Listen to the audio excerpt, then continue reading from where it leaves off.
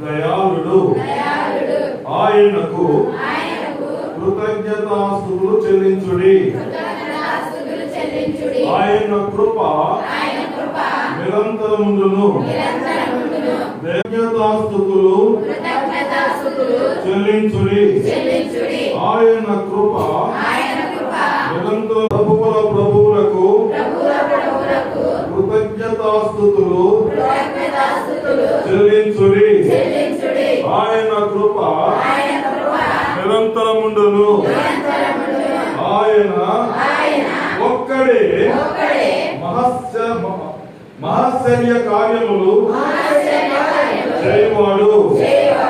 ఆయన కృప నిరంతరముండును.